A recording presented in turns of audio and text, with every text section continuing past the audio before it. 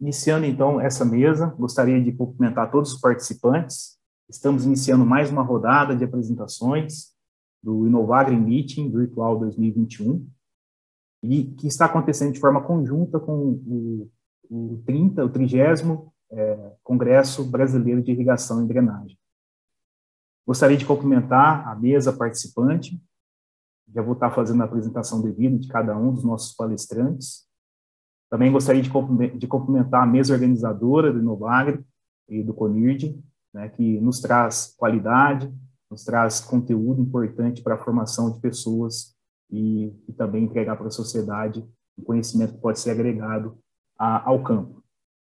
Bom, iniciando a apresentação dos palestrantes, começo pela apresentação do César de Oliveira Ferreira Silva, que é engenheiro ambiental, mestre em agronomia, doutorando em engenharia agrícola. Também, atualmente, está atuando como cientista de dados da StormGeo Clima-Tempo. O César tem experiência no monitoramento de políticas de uso de água e do solo, modelagem e avaliação por sensoramento remoto, ferramentas de inteligência artificial, aprendizado de máquina e SIG, Sistemas de Informação Geográfica. Também tem uma experiência acumulada no contexto rural e urbano e forte habilidade em estratégia e planejamento sustentável em todas essas áreas. Também gostaria de apresentar o professor, doutor Jorge Deruco Martins, que é engenheiro cartógrafo, mestre e doutor em ciências cartográficas, atualmente é professor adjunto da Faculdade e Instituto de Geografia da Universidade Federal de Berlândia, campus Monte Carmelo. Também é professor do Programa de Pós-Graduação em Agricultura e Informações Geoespaciais da UFO. Atua nos seguintes temas: sensoriamento remoto aplicado às culturas agrícolas. E, por fim, vos apresento o Dr. Leonardo Leite de Mello, que é bacharel em Ciências da Computação, mestre em Ciências da Computação e doutor em Ciências. Atualmente é pós-doutorando na ESAL, Escola Superior de Agricultura Luiz de Queiroz, USP, Universidade de São Paulo. Atua como engenheiro de software na empresa IBM e também como tutor nos cursos online na empresa Brasil Online. Tem experiência na área de ciências da computação, com ênfase em arquitetura de sistemas de computação, atuando principalmente nos seguintes temas: software multiplataforma, arquitetura de sistemas, criação de novos produtos e data science. Por fim, faço a minha apresentação. Sou Eusímio Fraga, professor também da Universidade Federal de Berlândia, atualmente coordeno o Centro de Inteligência e Cultivos Irrigados.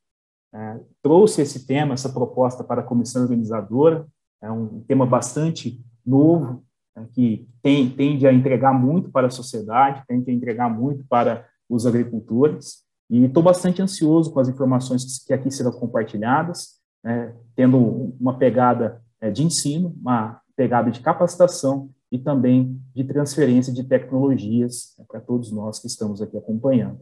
Então, já deixo o recado para os nossos ouvintes, os nossos participantes, que coloquem suas perguntas aqui no chat, elas rapidamente serão transmitidas para os nossos palestrantes, tá? E a intenção é responder todas elas até o final dessas 2 horas que temos à frente. Então, uma ótima mesa para todos nós, e já passo a palavra para o César, dar início à sua apresentação. César, fique à vontade. O show está contigo. Muito obrigado, Eusímio. Espero cumprir as suas expectativas. Vou compartilhar aqui a minha tela. Desde já, eu já quero pontuar dentro do que o Eusímio comentou já a respeito da minha formação e atuação como cientista de dados, que basicamente vai ser a partir dos dados que eu quero formular para vocês quais são as oportunidades e desafios, particularmente no campo geoespacial da pesquisa e desenvolvimento em irrigação, mas antes da irrigação na agricultura em geral. E eu quero brincar um pouco com a palavra, um termo do momento, que é a agricultura de precisão. Então, você tem uma gestão precisa da agricultura irrigada. Eu quero trazer esse termo da agricultura de precisão para a gente conseguir integrar esses vários campos que muitas vezes podem soar para a gente como mais um desafio do que uma oportunidade, mas que aqui eu quero enfatizar a oportunidade que nós temos nesse momento onde a integração campo e computação está cada vez mais evidente. Primeiro, eu como cientista de dados, no meu dia a dia, eu tenho que trabalhar com um desafio que é o seguinte: receber esses dados, que são como essas bolinhas em preto e branco, e a partir dos dados eu tenho que transformá-lo primeiro em informação. Aqui, como exemplo, categorizando aquelas bolinhas preto e branco, cada um com uma cor, enfatizando alguma informação que aqueles dados trazem. Através da informação que nós obtemos dos dados, a gente cria os caminhos entre as informações, que são o conhecimento. E muitas vezes a gente para por aqui, e às vezes um conhecimento muito interessante e importante acaba empoeirando numa estante de biblioteca ou num PDF dentro de um repositório. Porém, com o conhecimento que nós obtemos a partir de dados, a gente consegue, ao integrar mais de um conhecimento, mais de um saber também, alcançar o que eu chamo de sabedoria, que é entender entre os muitos caminhos quais são os caminhos mais sábios a serem tomados. E aí, pensando nesse caminho que a gente faz dos dados até a sabedoria, eu quero trazer a ideia sobre o que é a agricultura de precisão, no sentido de que eu quero aqui trabalhar no contexto da agricultura de precisão, a capacidade de integrar mais de um conhecimento e principalmente mais de um campo de saber. Aqui, o primeiro ponto é que a agricultura de precisão trabalha com a variabilidade espacial. Então, antigamente, você coletava 5 amostras de solo de um talhão e misturava tudo num saco e mandava uma amostra só para o laboratório. Agora, essas 5 amostras têm que ser cada uma etiquetada com uma coordenada geográfica para a gente entender não mais qual que é o teor de ferro ou de magnésio do solo. A gente quer saber isso espacializado. E para isso com isso a gente consegue tomar uma decisão que leva em conta não o talhão como algo homogêneo, mas sim como algo heterogêneo e que varia espacialmente. Com isso, a qualidade de tomada de decisão é cada vez mais refinada. E, consequentemente, a gente define estratégias de manejo que agora abrangem mais de um objetivo. Seja para reduzir custos, quanto para otimizar produtividade e aumentar a qualidade, em geral, da matéria que está sendo produzida no campo. Tudo isso ainda pensando que a gente vai promover essa melhora nos recursos e gerar um impacto positivo no retorno financeiro, desde o retorno financeiro até a preservação ambiental. Então, vejam que a agricultura de precisão, ela surge não como uma palavra da moda que, às vezes, acaba tendo muito mais impacto no setor de vendas do que no setor técnico.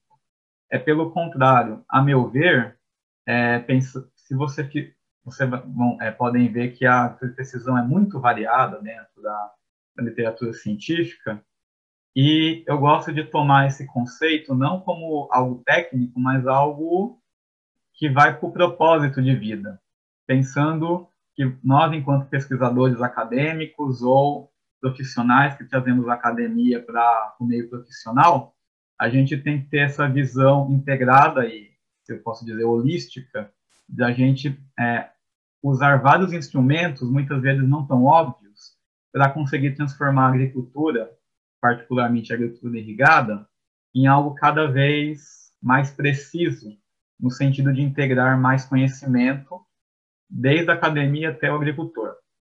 Nesse sentido, eu queria trazer 2 aspectos que facilitam um pouco a entrada desse conceito bonito, mas ainda um pouco abstrato, na prática da nossa pesquisa. para mim, facilita muito entender a agricultura de precisão em dois momentos do tempo. Primeiro, na gente querer ver o passado, entender o que já aconteceu no campo, naquela fazenda, naquele talhão, e a partir do passado conseguir olhar para o futuro com mais informação. Então, por exemplo, pensando nesse comportamento histórico, a gente pode, por exemplo, levantar séries históricas de dados climáticos, bem como índice de vegetação por satélite, identificar regionalmente, espacialmente, eventos adversos no passado para correlacioná-los com essas séries temporais. A partir desse conhecimento sobre o passado, a gente consegue planejar o que fazer a partir de agora. E, muitas vezes, a gente já parte para a projeção sem ter esse olhar para o retrovisor. Então, gasta-se com drone, gasta-se comprando imagens caríssimas, muitas vezes faz-se o levantamento sem um planejamento mais bem pensado, e, às vezes, a gente quer definir zonas de manejo de área que a gente não consegue nem conhecer o presente. Imagine você projetar uma zona de manejo que inclusive foi um dos temas do meu doutorado, e só de fazer o plano de pesquisa eu percebi a dificuldade, que aí foi daí que eu aprendi tudo que eu vou apresentar hoje. E aí, para falar sobre esse comportamento histórico, eu quero trazer para a gente várias ferramentas gratuitas que muitas vezes são subutilizadas. E aí eu quero mostrar por que nós subutilizamos e tentar ajudar vocês a criar coragem de enfrentar esse mundo que muitas vezes é muito ameaçador. Primeira coisa, resolução espacial. Olha que interessante, vocês veem aqui 5 satélites diferentes, isso aqui já entrando na parte de imagem de satélite, para eu dar um exemplo da diferença que a gente tem na escolha de uma imagem. Vejam que isso numa área urbana, o impacto que você tem em vocês querer definir, fazer um trabalho com um Landsat que é gratuito ou com íconos que é pago e caro. E aí vocês vão ver que no campo a gente consegue usar muito bem o Landsat. Por quê? Porque esses detalhes de uma área urbana, eles são para uma área urbana ela é bem impactante, mas numa área de campo, onde você tem uma cobertura bem mais homogênea, você consegue planejar, seja um uso do Landsat para um passado muito remoto, como eu vou mostrar daqui a pouco, quanto, por exemplo, ali tem o exemplo do Spot, mas hoje em dia já tem o Sentinel, que está com resolução de 10 metros, e com ele a gente consegue imagine, por exemplo, uma área bem grande, que o Landsat funciona, você consegue retroagir até 85. Então, você consegue ter um histórico da área muito grande e muito preciso para os nossos objetivos. E falando de imagem de satélite, eu quero dar só uma pequena introdução, porque tem uma sutileza nessa ideia de imagem de satélite que às vezes passa batido pelas pessoas. Que é o seguinte, uma imagem de satélite, ela tem mais de uma banda. Aqui, vocês estão vendo o mesmo local com diferentes bandas. O que é uma banda? É a captura da reflexão de radiação dentro de um comprimento de onda. Nossa, falei grego, então deixa eu tentar falar mais fácil. A banda 1, ela vai nos dizer em cada pixel qual que foi a porcentagem da radiação total que chegou na superfície, que refletiu dentro do comprimento de onda chamado Ultra Blue, que é um azul que a gente não enxerga, que está um pouquinho antes do azul visível. A mesma coisa na banda 2, cada quadradinho do pixel é a porcentagem de radiação que voltou no espectro visível do azul. Ali, a mesma coisa, o verde, o vermelho, o infravermelho próximo, e aqui as bandas que vão até mais de uma dezena, temos mais de uma dezena de bandas. E vejam que aqui a gente está falando no retorno de um cálculo de uma porcentagem de radiação que é refletida pela superfície dentro de um comprimento de onda. Aí, eu não sei se vocês já pararam para pensar, mas a cor é uma invenção humana, o nome que a gente dá para uma percepção visual, e que nós transformamos essa captura do satélite em cor. Então, se eu pegar aqui a banda 2, 3 e 4 e aplicar no que a gente chama de composição, eu consigo, através dessa captura da radiação eletromagnética que reflete da superfície, eu simular o que o olho humano vê. Então, uma imagem de satélite, ela na verdade é uma captura desses vários intervalos de comprimento de onda que a gente usa não só para simular a visão do olho humano, como também o que o olho humano não vê. Por exemplo, e se eu usar essa misturação chamada cor e preencher o vermelho, aqui está usando o vermelho, a ordem vermelho, verde e azul. Se eu colocar no lugar do vermelho o infravermelho próximo, no lugar do verde o vermelho e no lugar do azul o verde, eu consigo identificar a vegetação mais sadia, no vermelho mais forte, e aqui no vermelho mais fraco, você vê outros tipos de vegetação. E a partir daí, você consegue conectar o comportamento que a gente não enxerga com aquilo que só o olho do satélite pega.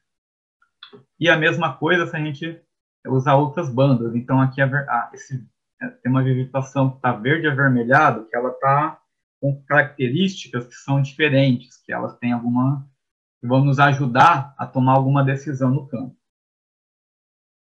Isso, assim, para quem nunca ouviu falar de satélite, ter uma noção mais profunda, porque eu quero mostrar aqui que essa oportunidade que os satélites públicos nos dão, elas são subaproveitadas. E aqui eu quero dar um exemplo de quais são algumas ferramentas que estão aí disponíveis no mercado.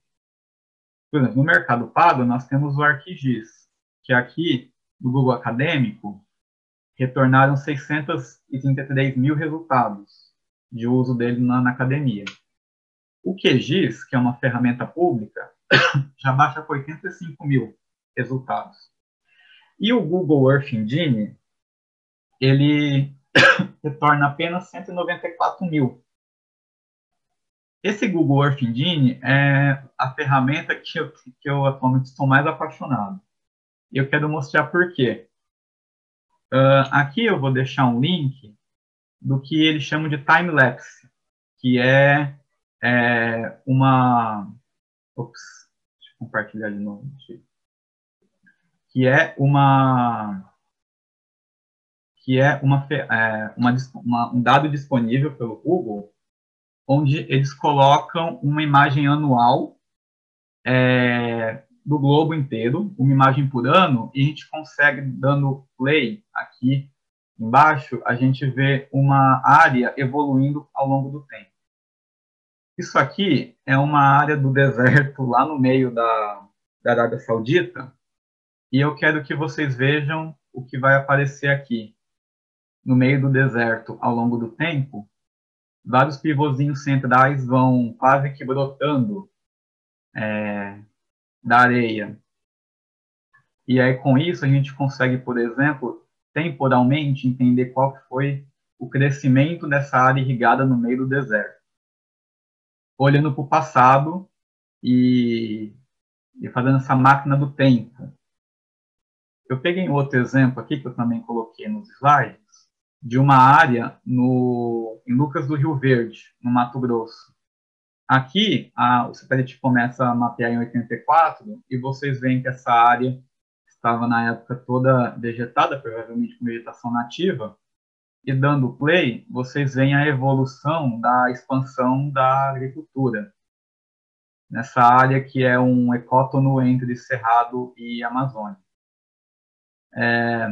Aqui vocês veem, então, que a gente consegue quase ter uma máquina do tempo e entender em várias áreas como que as coisas aconteceram.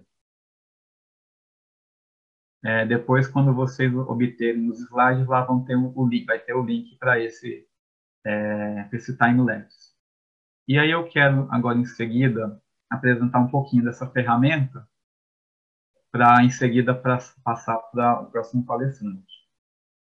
Só alguns números, vejam só, o Google Earth Engine, ele consegue, em 1 minuto, gerar um CSV, um Excel, com, por exemplo, para uma coordenada geográfica, ele consegue retornar 30 anos de NDVI de um ponto em menos de 1 minuto. E em 3 minutos, ele consegue fazer uma série temporal de 30 anos. E uma composição sem nuvens também é feita em menos de 1 minuto. Quem já baixou a imagem do Landsat, do site da NASA, teve que baixar 1 giga para abrir, descobrir que tinha uma nuvem na frente, não podia, e tinha que baixar de novo. Todo mundo que já passou por essa experiência, vale a pena experimentar, tentar aprender essa ferramenta para descobrir que a vida vai ganhar um novo frescor, descobrir que certas coisas não precisam mais ser feitas na unha. É uma base de dados que tem imagens de satélite, bem como dados geofísicos de relevo, modelo digital de terreno e modelo digital de elevação. Dados climáticos, você consegue ter dados de balanço hídrico de 50 anos de uma mesma área, dados demográficos e alguns vetoriais. Essa aqui é uma cara do editor de código. Ele é mais simples do que vocês podem imaginar, e no link aqui, nos slides, eu vou deixar alguns links de cursos gratuitos que tem no YouTube. E tudo isso eu estou falando porque eu acho que a mensagem que eu gostaria de deixar para a posteridade é que nós temos que perder o medo de programar. Quando eu decidi, isso há muito tempo atrás, começar a entender programação, foi numa época em que eu assistindo na televisão uma reportagem sobre como fazer currículo, como escolher profissão, etc., um cara disse que no futuro a gente colocaria no currículo inglês intermediário, espanhol intermediário, C avançado, Java básico, Python avançado. Cada vez mais a gente vai incorporar a linguagem de programação como uma língua que nós falamos no dia a dia, só que a gente vai ter que aprender a falar com as máquinas. E tudo isso não é assim um mandamento, mas é porque, pelo contrário, a gente tem que aprender também a usar o computador pelo bem da nossa pesquisa. Parar de brigar com o computador e sim aprender a usá-lo como se fosse um amigo que vai nos ajudar na nossa pesquisa. Isso aqui é uma coisa que, com o tempo, é um medo que eu perdi, e hoje em dia eu lido super bem com o computador. E eu acho que, e com as pessoas com quem eu converso, é um medo que às vezes até elas têm um pouco de vergonha de contar, mas que eu quero deixar aqui como incentivo para quem ainda está querendo perder o medo de se adentrar nesse mundo. E para fazer uma pequena propaganda, eu recentemente publiquei um artigo a respeito do Google Earth Engine voltado para evapotranspiração, que é uma das modelagens mais interessantes, só que ao mesmo tempo onerosas, dentro das aplicações de irrigação. E particularmente eu quero, para finalizar, enfatizar que quando eu falo em trabalhar com computador, de maneira alguma, como algumas pessoas às vezes acabam interpretando, a gente está ficando preguiçoso ao querer deixar o computador fazer coisas pela gente. Na verdade, a gente está otimizando o nosso trabalho, aprendendo a transformar os dados em sabedoria. Por quê? Alguém que entende, por exemplo, de balanço hídrico, ela tem um conhecimento super importante, que, por exemplo, uma coisa que a duras penas eu descobri foi aprender a diferenciar, por exemplo, os vários tipos de evapotranspiração. Evapotranspiração de cultura, de referência, potencial e a real. Aqui eu estou falando da evapotranspiração real. Dentro da real, nós temos modelagens feitas com imagem de satélite e outras que já estão prontas no Google Earth Engine.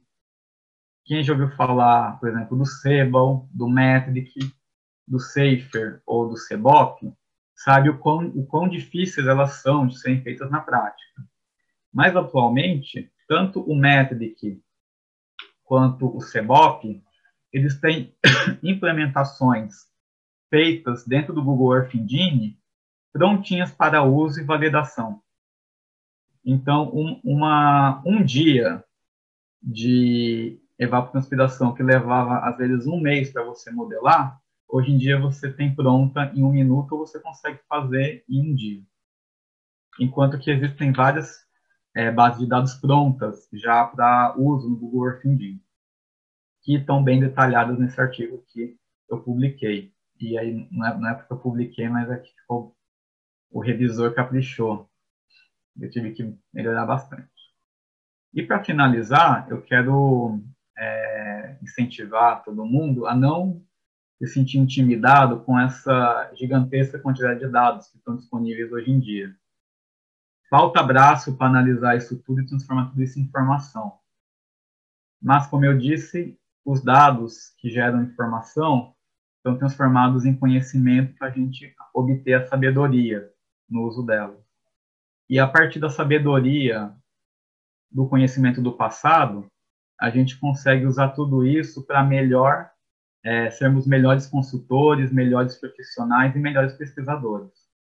E eu acho que a agricultura de precisão como propósito, como integração de conhecimento, é isso, a gente cada vez mais se integrar em diversas disciplinas diferentes para conseguir alcançar a sabedoria do que é necessário levar para o campo para perenizar esse conhecimento em boas práticas.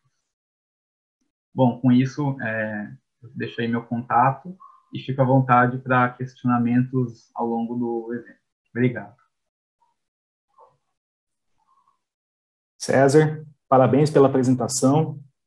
Deixei um comentário aqui para quem está nos assistindo, né, para deixar suas perguntas, fiquem à vontade. E eu gostaria de fazer um comentário bem rápido aqui, antes de passar a palavra para o Deroco, né, sobre a sua pessoa. Né, o César é um dos premiados do Inovagre, né, do penúltimo Inovagre. Então, é um grande destaque aí na pesquisa e também na maneira como ele transmite as informações que ele se propõe a estudar. Então, como esperado, César, você trouxe para nós aqui uma grande apresentação, temas que são complexos, você simplificou muito, e é o que nós precisamos mesmo para tornar essas tecnologias palpáveis para o agricultor. Né? Então, quando a gente fala de agricultura de precisão, não é algo de ontem, dos últimos 2 anos, é algo muito antigo, e que, ao longo dos tempos, passou por grandes insucessos aí, e muitas das vezes pela carência de transferência de tecnologia, a maneira como isso chegou às pessoas, ao consumidor, né, à ponta. Então, às vezes, essa base, né, ela deve ser bem feita, e até chegar, né, a um produto disruptivo, que é o termo que é utilizado, né, nós precisamos caminhar e levar essas tecnologias aos poucos, de uma forma acurada, né, que é o que você trouxe para nós aqui hoje sobre essas ferramentas de assessoramento remoto. Por coincidência, então, o artigo que eu apresentei aqui é a evolução do que foi premiado em 2019. Que legal. Então está tudo em família. Que legal. E outro detalhe, né, que eu estava me esquecendo, o que você fez também, né, após o convite, você preparou um artigo de resumo, né, fazendo aí um metadados das informações importantes e colocou isso disponível para a comunidade. É o que nós esperamos e recomendamos a leitura de todos. Tá? Depois a gente coloca isso no site do Inovagre junto com a sua apresentação. Agradecemos e daqui a pouco a gente volta a conversar. Então, professor Jorge Deroco, a palavra está contigo. Fique à vontade. Eu não sei se a sua comunicação está ok agora com o computador. A gente pode fazer um teste antes. Beleza. Está me ouvindo, Euzinho? Está pegando meu áudio? Perfeito, perfeito. Então, vou começar a compartilhar aqui. Só me fala se você enxerga a minha tela. Ainda não.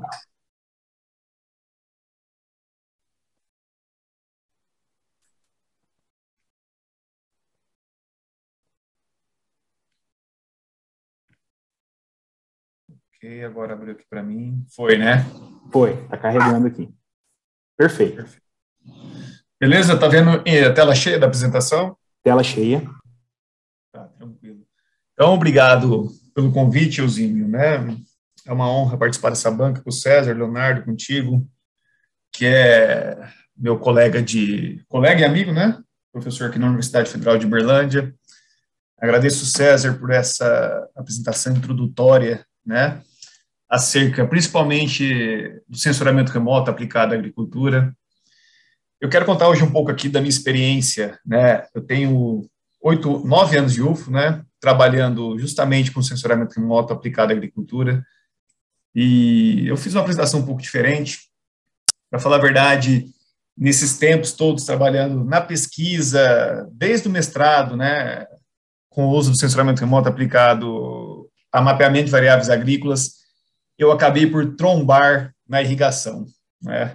Sem querer, mas acabei trombando, e de 2 anos para cá venho pesquisando o manejo, né, de irrigação a partir de imagens multiespectrais, imagens captadas tanto por nível orbital, nível aéreo. Então, percebo que tem muita potencialidade quando se trata no monitoramento de irrigação usando imagens, seja elas tanto multiespectrais ou hiperespectrais, e capturadas a partir de diferentes plataformas, tá? Eu deixei aqui, como propaganda também, né, o nosso programa aqui, um programa único de pós-graduação no Brasil e que, estrito sensu, né, que une agricultura e informações geoespaciais. Então, vejam que é um olhar, uma perspectiva muito interessante quando se trata da união de agricultura e a cartografia, né? A CAPES teve esse olhar, porque a CAPES entende que hoje é muito difícil, né, nós tratarmos de agricultura sem trazer informações geoespaciais, né? O César falou muito bem que falamos hoje de agricultura de precisão, né? E agricultura de precisão, não existe agricultura de precisão se você não tiver informação geoespacial do que está acontecendo na sua cultura.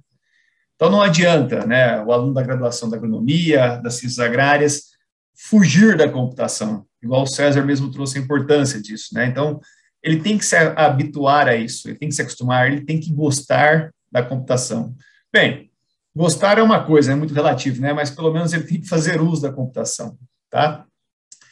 E quando eu falo em censuramento remoto, deixa eu passar meu slide aqui, ok? Eu trago essa figura aqui, tá?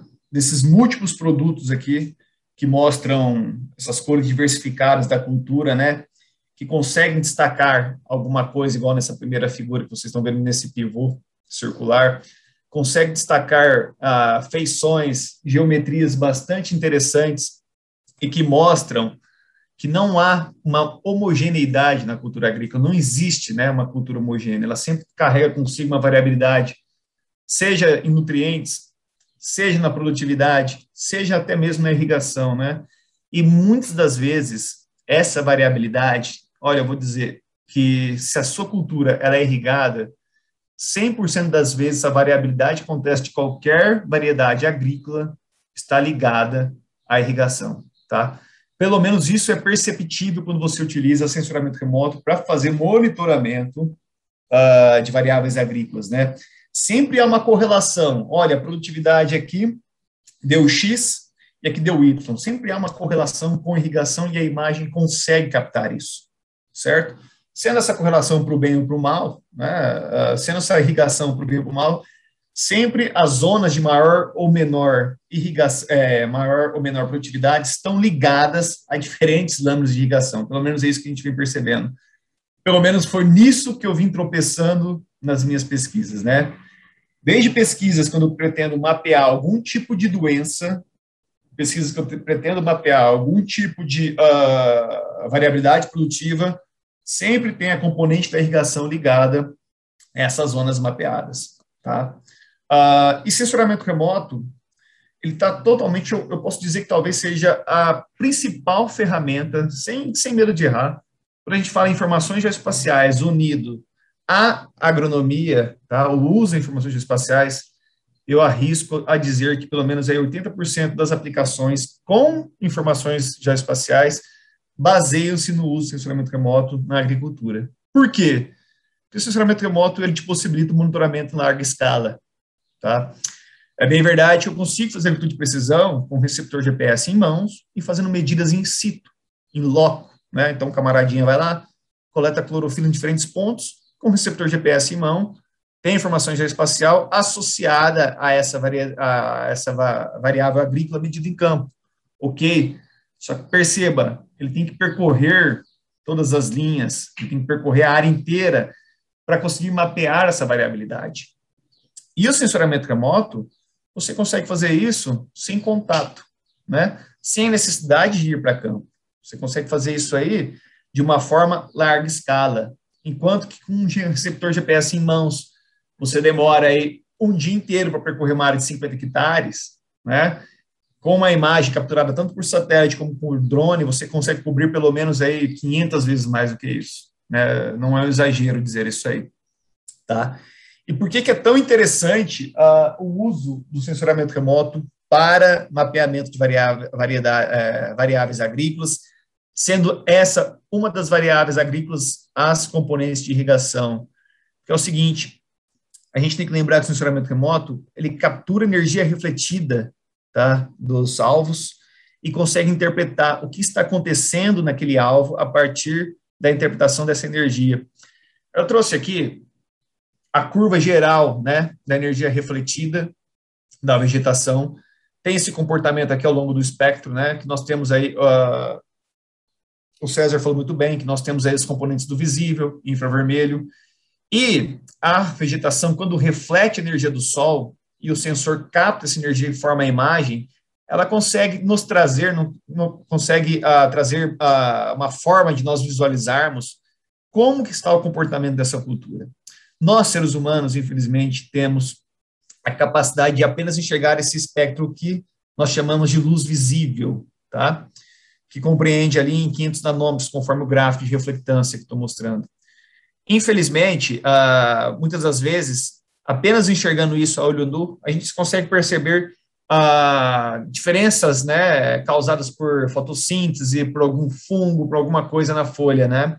Agora, quando a gente parte, né, para detectar a olho nu problemas relacionados ao conteúdo hídrico das folhas, está diretamente relacionado com a irrigação, nós precisamos de comprimentos de onda que estão além do alcance da nossa visão.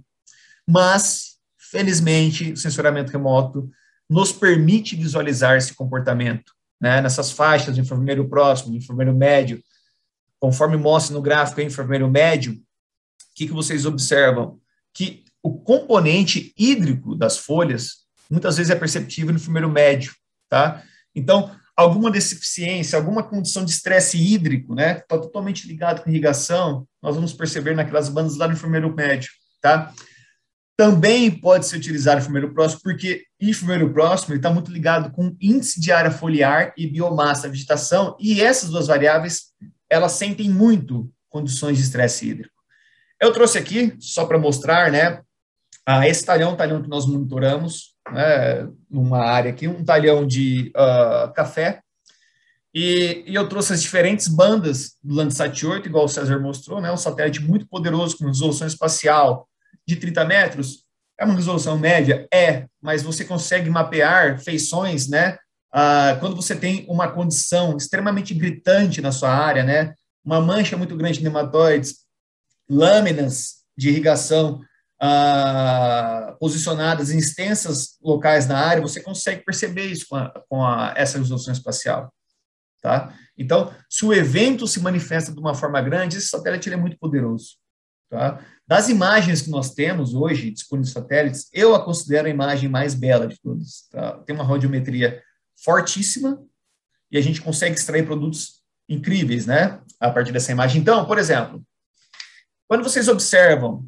essas bandas de baixo, né, que é o costal, o azul, o verde e o vermelho, nós temos a percepção aí apenas da vegetação, né, do dossel do café, em termos em condições de fotossíntese, senescência do vegetal, pigmentação. Observe, quando você olha esse talhão aí, você apenas enxerga uma mancha muito escura, ou seja, não há manifestação nas lâminas de irrigação, porque nós sabemos que essa área ela é irrigada, a gente tem o controle dessa área. Mas a partir do momento, quando você avança o espectro eletromagnético, você observa as imagens lá de cima, a do infravermelho médio próximo 1, NIR 1, né, nós chamamos de NIR 1, a abreviação em inglês, o SURIR 1, um SURIR 2, você consegue observar, principalmente no primeiro próximo, umas manchas pretas. Isso evidencia o quê? Diferentes condições de irrigação, tá? Veja, vamos supor que eu quero trabalhar com manejo de irrigação. Então, quando eu tenho a possibilidade de detectar pela imagem, né, essas manchas, esses padrões geométricos, e a gente observa esse padrão geométrico, observa que tem duas manchas ali, né, duas manchas horizontais no talhão, né, que evidencia exatamente essa diferença de padrões de lâminas de irrigação, né, e de propósito, né, de uma forma proposital, né, nós também trabalhamos com índices de vegetação que são bastante sensíveis a essas diferenças de irrigação, como no caso do NDVI, que é a quarta imagem aí superior, né, no seu canto superior, que a gente também consegue perceber essas lâminas de irrigação e monitorar o que está acontecendo, né. Mas por quê, né? Falar, mas tá doendo, eu estou percebendo esses diferentes manejos, mas o que isso vai no que vai me auxiliar isso aí, né? Quando eu falo em termos de monitoramento agrícola, perceber essas manchas de irrigação. Existem condições, pessoal, que estão atreladas a essas partes de irrigação. Vocês vão ver nos slides mais para frente que eu trago alguns produtos gerados a partir desse talhão, tá? Principalmente concentração de nematóides, produtividade, e a gente percebe que as concentrações de nematóides, a produtividade, ela tem um padrão geométrico, né, muito parecido com essas zonas de irrigação, né? E isso nos ajuda a entender o que está acontecendo, por que a dispersão de nematóides foi daquela forma, por que a dispersão de produtividade teve aquele padrão geométrico, certo? Aqui eu trouxe também, né, fala-se muito em NDVI, né? Por que o NDVI ele é tão importante para a irrigação, né? Essa primeira parte de imagens, essa trinca de imagens coloridas aí, são de pivôs, certo? Uma imagem DVI, que tem uma texturização aí de cores, né? A gente está acostumado a ver a imagem DVI igual essas 4 imagens aqui de baixo, né? Sempre em escala de cor, né?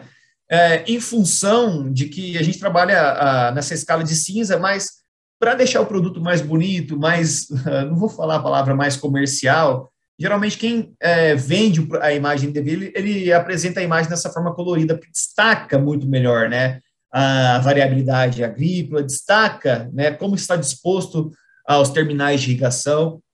Então, destaca, de certa forma, uma possibilidade de monitorar um pivô qualquer, de qualquer cultura, né, levando em consideração como é que está disposta a parte de irrigação dessa área, né. Então, nós podemos muitas vezes relacionar, né, a produtividade, qualquer outra em concentração de qualquer variedade agrícola, variável agrícola, né, em função dessas zonas de irrigação. E eu trouxe aqui também, né, essa escala, né, é interessante que eles também falam muitas vezes, né, quanto maior o valor de NDVI, quer dizer que mais vigorosa está essa vegetação, quer dizer que maior índice de área foliar tem essa vegetação, maior biomassa. Muitas das vezes, pessoal, e mais irrigada, né, está essa área, muitas das vezes isso não é uma grande verdade, tá? Isso não se traduz como verdade. O pessoal vende muito essa informação que zonas mais claras têm um fator de irrigação melhor, porque tem uma biomassa melhor. Não tem nada a ver. Eu trouxe até essa tabela aqui, tem um pouco a ver, óbvio, né, mas muitas vezes não pode ser verdade, muitas vezes não é verdade. Eu trouxe essa tabela aqui de estágios fenológicos, né, do desenvolvimento do milho, certo? Que começa lá no estágio desde da semeadura até os R's, né, até o R8 para frente, e nós observamos que há uma mudança de NDVI que não está atrelada exatamente à irrigação, tá? E sim à condição de desenvolvimento vegetal. Inclusive, nessas 4 figuras à esquerda, eu estou demonstrando aqui um talhão que a gente trabalha com monitoramento, que não é um talhão irrigado, tá? É um talhão totalmente sequeiro, na parte de milho, a gente trabalha nesse monitoramento, e observa que há diferentes faixas de NDVI que não estão ligadas, né, tem um comportamento parecido com irrigação, porque você percebe essas faixas verticais aí, muito bem definidas, mas isso não está ligado à irrigação, isso está ligado a condições de tratamento e controle, de aplicação de produtos. e muitas das vezes nós achamos, olha, isso aqui está ligado à irrigação, então tem que ter um cuidado, né? Quando a gente fala em sensoramento remoto, o pessoal vende muito essa ideia que o camarada nunca mais, o agrônomo ou o operador ali, nunca mais vai precisar ir para campo, porque com o sensoramento remoto a gente consegue monitorar tudo, a gente consegue fazer um mapeamento de tudo. Isso é uma grande verdade, tá? O sensoramento remoto vai nos ajudar a identificar padrões, e esses padrões têm que ser verificados a posteriori em campo, certo? Então, geralmente, quando o produtor ou a cooperativa investe no produto, né, chega a informação para ele que aquele produto que ele está comprando, sensoramento remoto, vai possibilitar para ele um monitoramento totalmente remoto, né? Ele vai conseguir interpretar o que está acontecendo na cultura dele sem precisar ir mais para campo. Não tem mais o gasto de deslocamento para campo, né? Que operar aquelas imagens é muito fácil. Essa é outra grande inverdade, né? Não é fácil operar imagens, não é fácil interpretar imagens. Muitas das vezes uma mancha pode ser uma mancha associada à irrigação, pode ser, mas pode ser associada a outra coisa também. Então, carece você verificar isso em campo, certo? E veja, como é que hoje, né, eu quero falar um pouco, como que nós trabalhamos com monitoramento de irrigação utilizando imagens, né? Nos slides anteriores ali, eu mostrei que há um comportamento espectroeletromagnético da resposta espectral da vegetação. A gente tem diferenças espectrais, justamente quando a vegetação tem uma diferenciação em tratamento de irrigação, tá? Então, nós temos comportamentos diferentes. Eu trouxe um exemplo aqui da curva geral da vegetação, mas em 3 condições. Observe que nas 3 condições, o comportamento geral é muito parecido, certo? Aqui são 3 condições de infecção do café por nematóides, e aí tem lá uma resposta muito parecida à vegetação sadia e a infecção inicial infectada no comprimento de ônibus visível, e lá no infravermelho, naquela resposta mais alta, eles começam a discriminar. Essa percepção também acontece, essa mesma percepção, ela é possível de ser observada num talhão em que você opera com diferentes condições de irrigação. Então, existem comprimentos de ondas específicos, tá? Na resposta espectral do vegetal, comprimentos de ondas específicos, bandas específicas que vão conseguir discriminar, né? Que vão conseguir discriminar essas diferentes condições de irrigação, certo? Se você abre uma imagem primeiro próximo de uma área que é irrigada e de uma área que não é irrigada, você vai ver que há uma diferença. Por mais que vai ter um comportamento espectral semelhante, mas você consegue identificar intervalos que conseguem fazer a discriminação dessas 2 condições, ok? Bem, aqui também um exemplo de produto que nós geramos, né, com sensoramento remoto. O que a gente consegue gerar? Eu estou trazendo aqui um mapa de infecção por nematóides, né, no café. Então, tem lá café sadio, início de infecção severa e solo exposto. Esse é o produto que geralmente nós geramos, né, um mapa da área, mostrando um raio-x o que está acontecendo na área, né, em função de classes. Eu estou trazendo esse mapa aqui de infestação de nematóides, né, mas para dizer o seguinte, o mesmo mapa eu posso gerar quando eu quero mapear classes de irrigação, certo? Quando eu quero fazer um monitoramento de estresse hídrico, eu consigo gerar um mesmo mapa. A técnica de geração de mapas no sensoramento remoto, ela é a mesma quando você quer identificar qualquer variável agrícola, certo? Os algoritmos trabalham no mesmo sentido. O que muda? A variável que você quer mapear, tá? Então, quando eu vou trabalhar com irrigação, qual que é a diferença em termos de gerar um mapa de irrigação e gerar um mapa de uma doença usando imagens? O que vai diferenciar uma técnica da outra? O que vai diferenciar são os dados de entrada. Quais são as melhores bandas para discriminar a classe de infestação por nematóides? Quais são as melhores bandas espectrais para identificar classes de irrigação? É isso a única mudança. Geralmente o pessoal não dá muita importância para os dados de entrada do algoritmo, para ele fazer o mapeamento. E essa é a parte mais importante, porque o algoritmo está implementado, tá? E o algoritmo vai me retornar um mapa de classes, de manejo, seja de irrigação, um mapa de doenças, um mapa de concentração de variáveis agrícolas. O que muda são os dados de entrada. Então, o mais importante é saber quais são as bandas que vão discriminar essa irrigação, tá? E eu trouxe aqui também uma figura até parecida com o último slide, né, do César. Como que o algoritmo opera, né? Como é que eu faço? Como é que eu consigo gerar um mapa, por exemplo, um mapa de potencial hídrico foliar, um mapa de classes de irrigação? Como é que isso acontece? Basicamente, você precisa de uma imagem da área, certo? Você precisa ensinar o algoritmo. Algoritmo, olha só, quando eu tenho resposta de NDVI X, eu tenho irrigação. Quando eu tenho resposta de NDVI Y, eu não tenho irrigação. Agora, sai procurando na imagem inteira padrões parecidos com esse que eu te ensinei aqui. Essa fase é chamada de treinamento, tá? O famoso aprendizado de máquinas, em que você ensina a máquina a identificar padrões e ela sai buscando padrões numa imagem restante.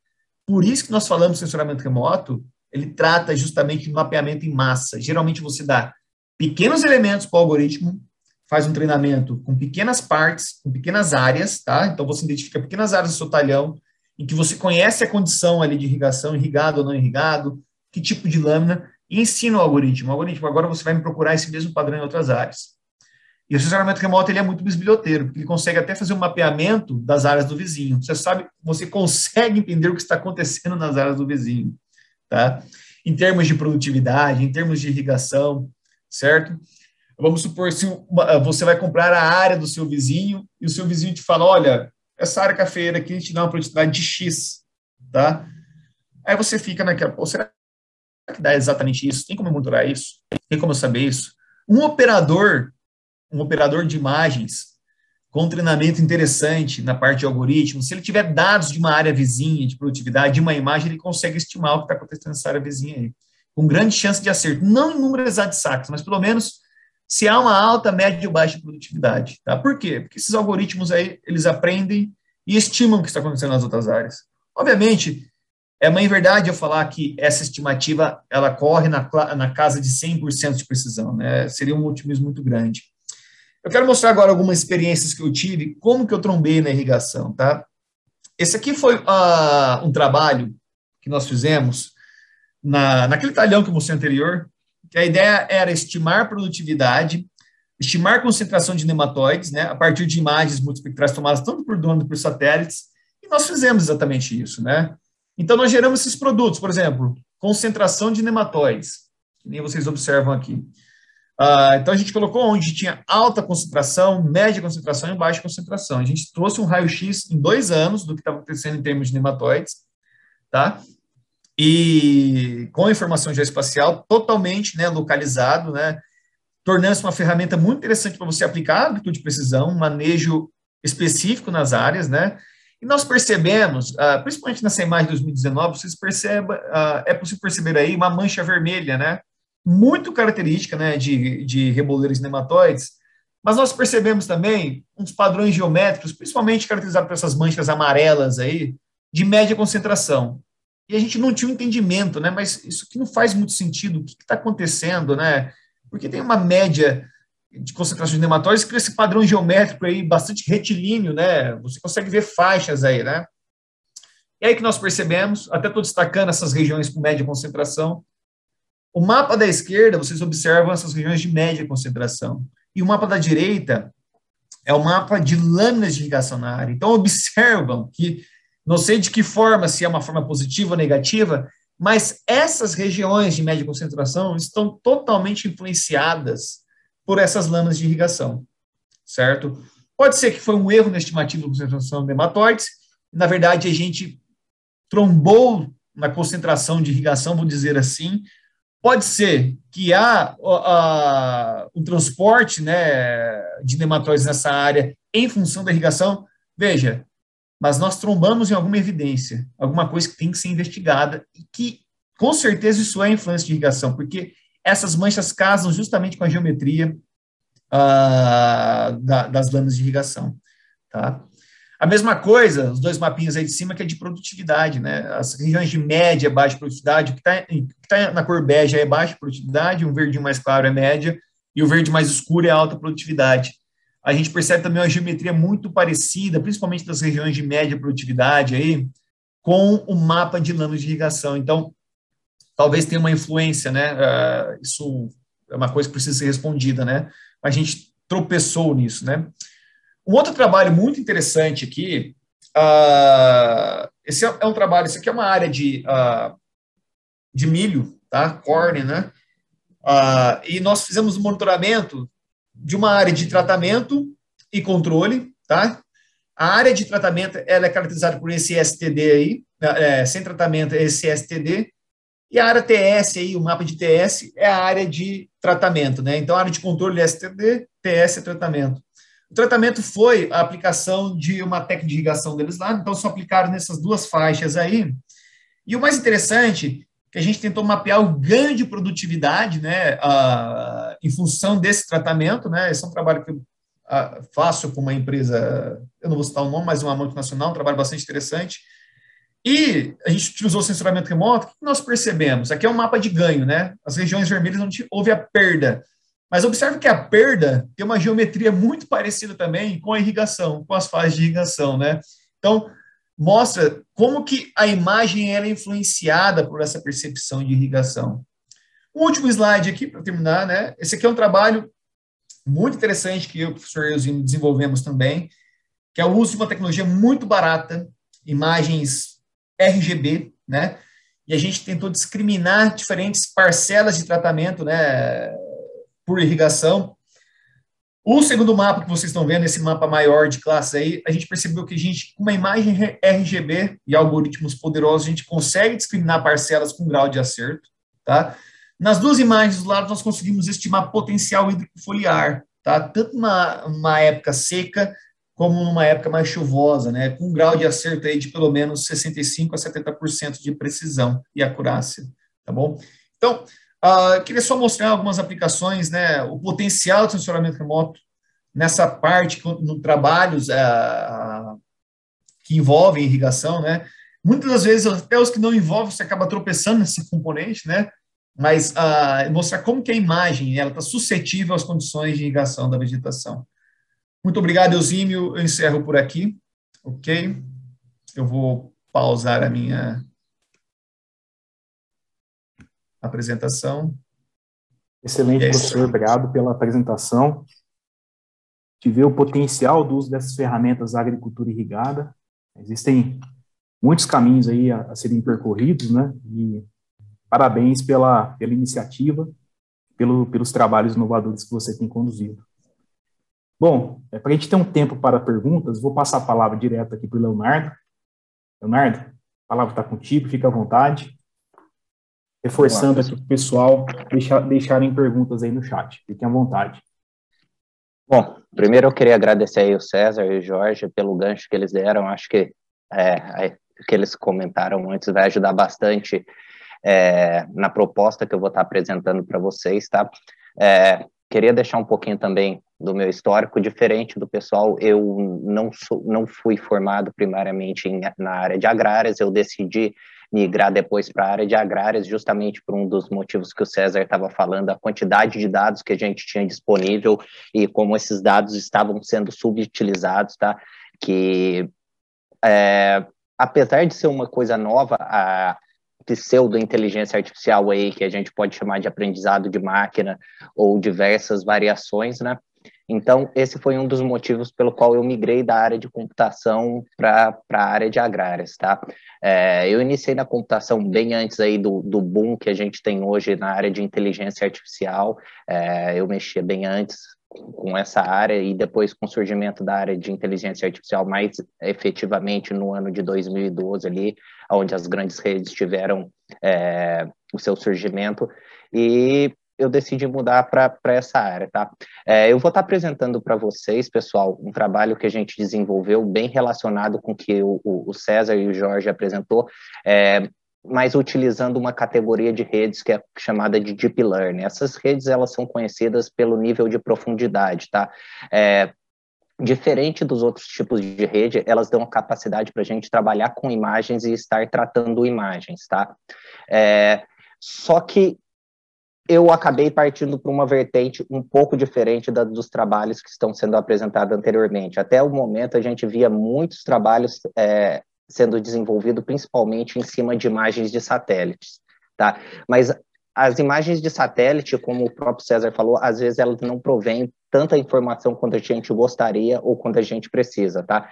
Porque dependendo do tipo de cultura que você vai estar tratando, às vezes se você pega uma imagem com com nuvem no dia que você não consegue determinar, às vezes a intervenção que você poderia fazer para corrigir, dependendo do tipo da cultura, ele já é tardio, tá? Então, o que a gente fez? A gente partiu para uma outra ideia, onde a gente vai estar utilizando imagens termais e uma rede neural para a gente fazer essa avaliação, tá?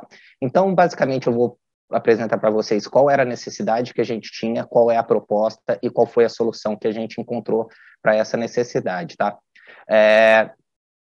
A gente queria determinar o déficit hídrico não nos meios tradicionais ou através de ET0 utilizando ou evapotranspiração utilizando imagens de satélite, tá?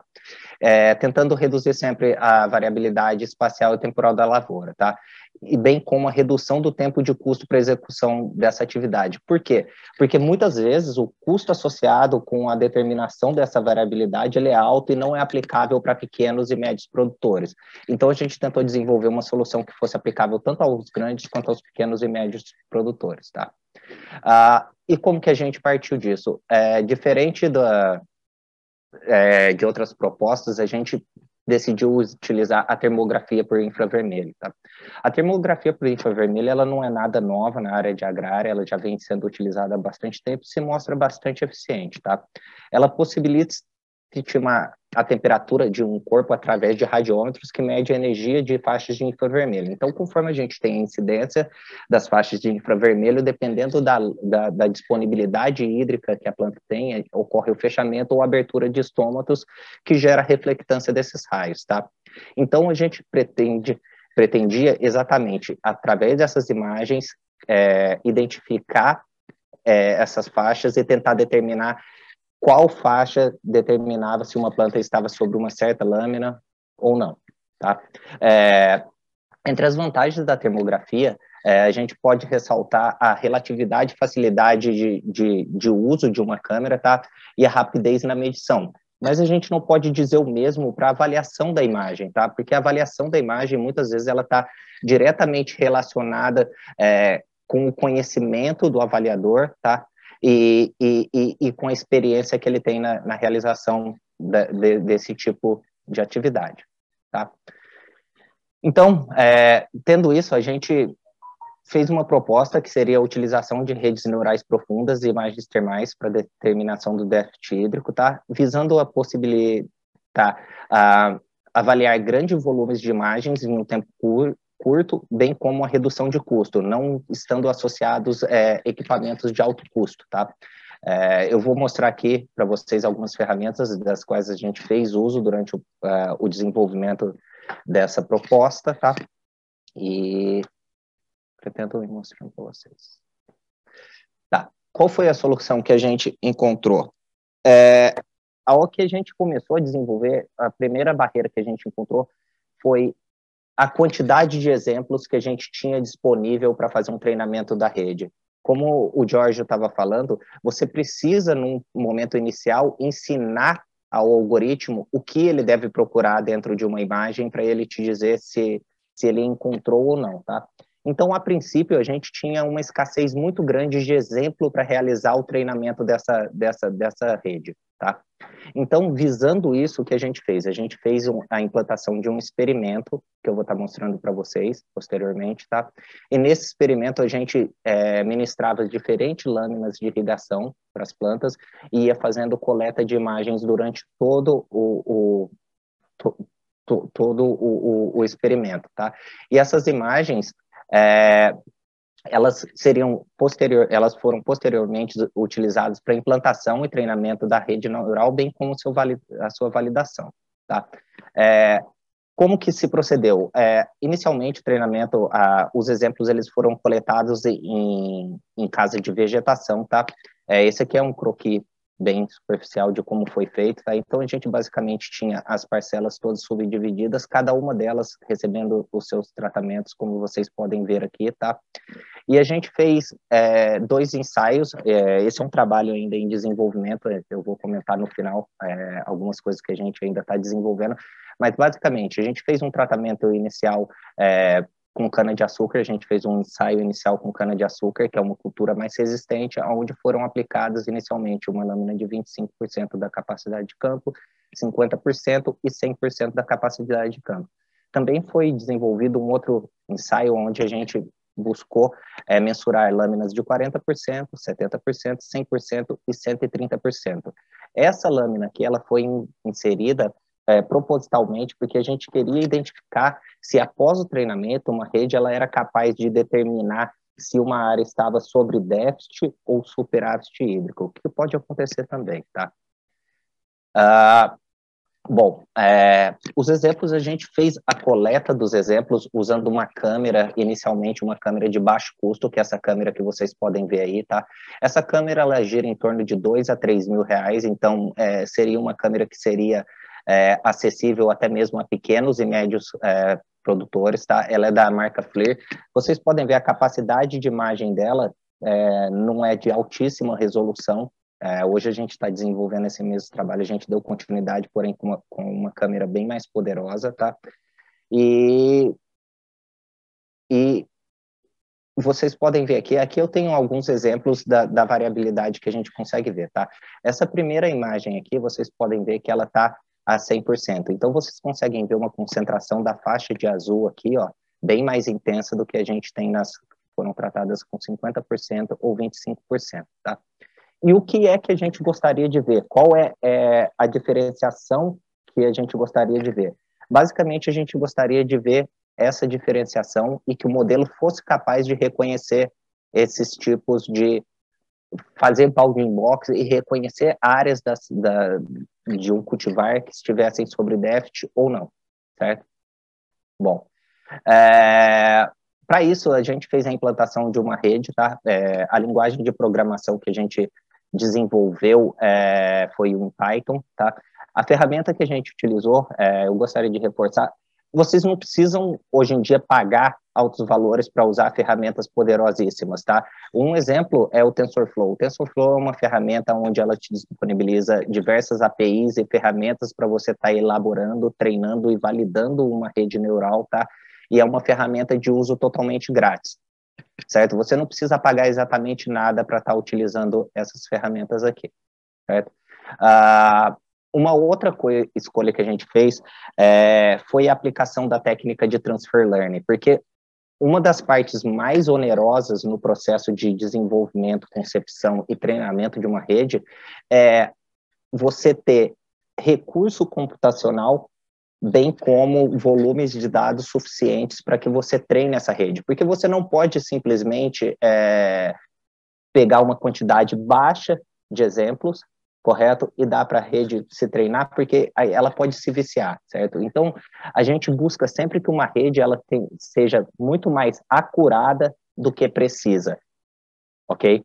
Então, dado essa limitação tanto de recurso computacional quanto de exemplos que muitas vezes a gente tem na área de computação, foi feita a opção da utilização da técnica de Transfer Learning. O que é a técnica de Transfer Learning? A técnica de Transfer Learning, ela vem sendo bastante utilizada na computação e ela possibilita você pegar redes que foram treinadas previamente com exemplos de classes diferentes das quais você deseja identificar, certo? E aproveitar esse treinamento passado da rede para você fazer uma extensão para que ela comece a reconhecer novos padrões, certo? Essa é uma técnica que vem sendo bastante utilizada, já é bem provada, e ela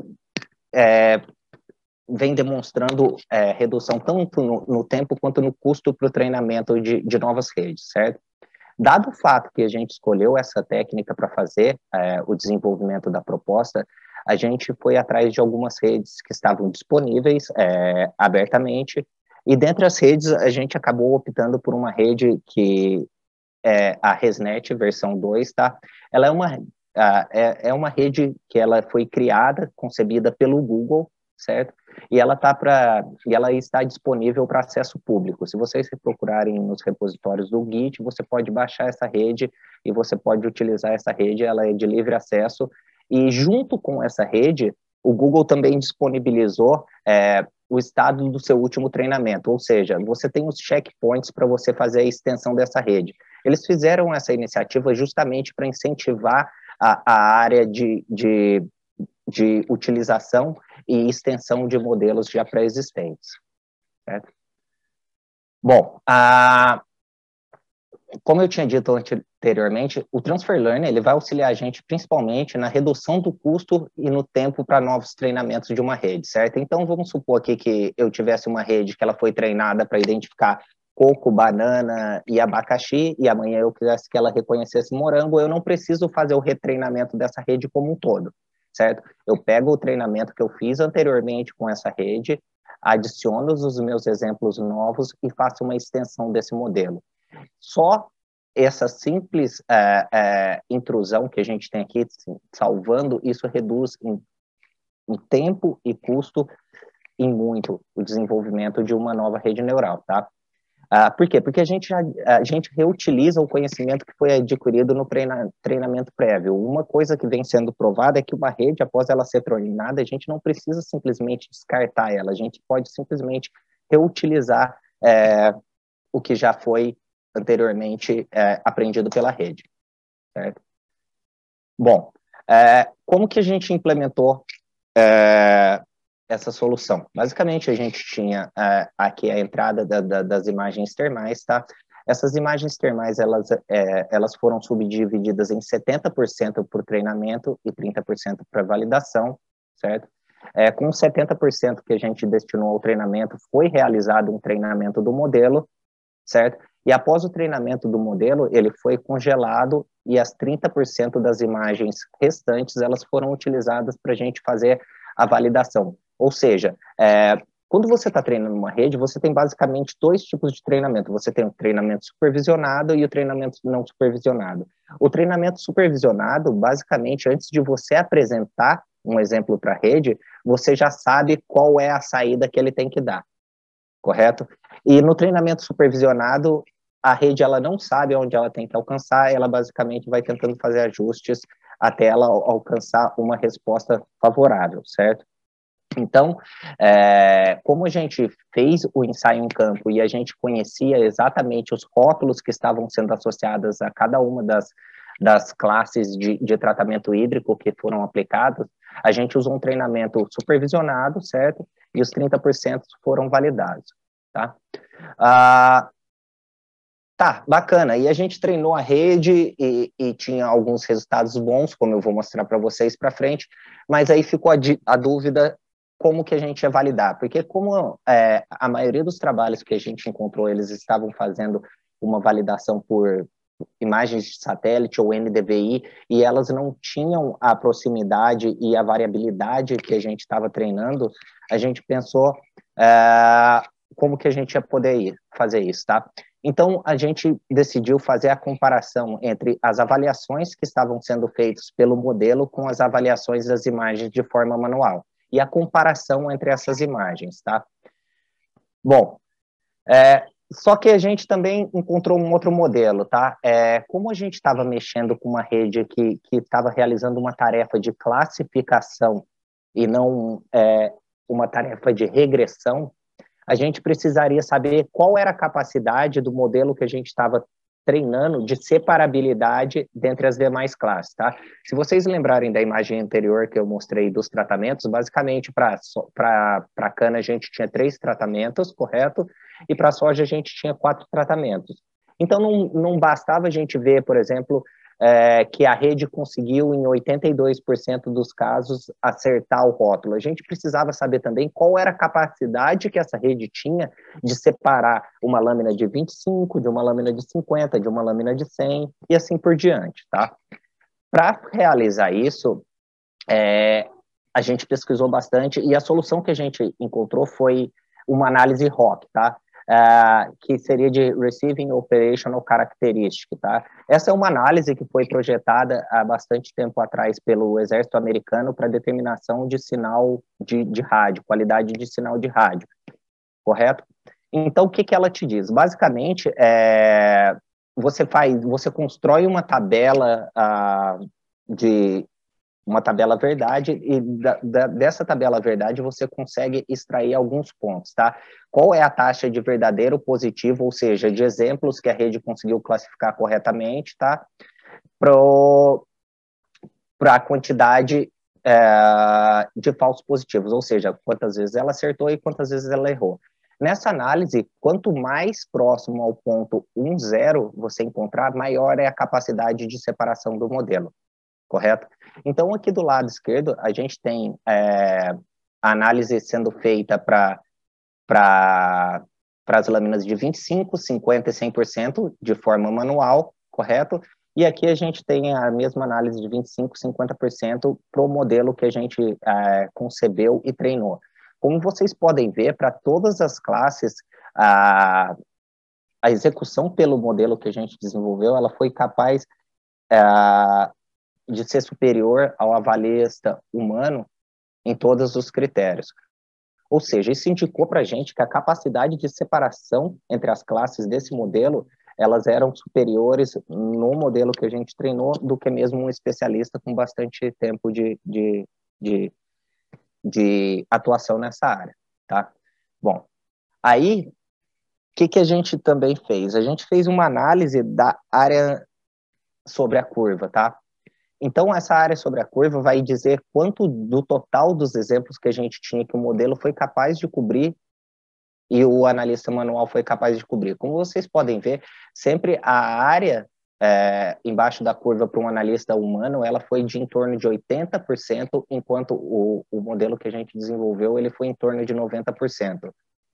Isso aqui para a lâmina de 25%. A gente pôde ver isso daqui, para a lâmina de 50%, os números foram bem próximos, tá? E o que a gente descobriu? A gente descobriu que a quantidade de classes que nós estávamos treinando no modelo, por ela ser apenas 3 inicial, o modelo, quando ele errava, consequentemente, ele errava para uma de 25 ou uma de 100. Como aqui a gente estava analisando a taxa de 50%, ele acabava chutando ou a classe de cima ou a classe de baixo. A mesma coisa a gente observou para o analista humano, tá? Já que na classe de 100%, onde a gente tem uma distinção melhor, que teoricamente a hora que ela fosse errar, ela iria errar para uma classe de 50%, a gente viu que o modelo que a gente desenvolveu, ele foi superior bastante com relação à análise de forma manual desses dados, correto? Bom, aqui são os mesmos dados quando a gente tentou analisar para a classe de 130, como eu disse para vocês, a gente tentou ver se o modelo ele era capaz de identificar tanto o déficit hídrico quanto o superávit hídrico, certo? Vocês podem ver que depois de 50 mil épocas de treinamento da rede, o treinamento ele começou a se estabilizar e ele ficou em torno de 92%, tá?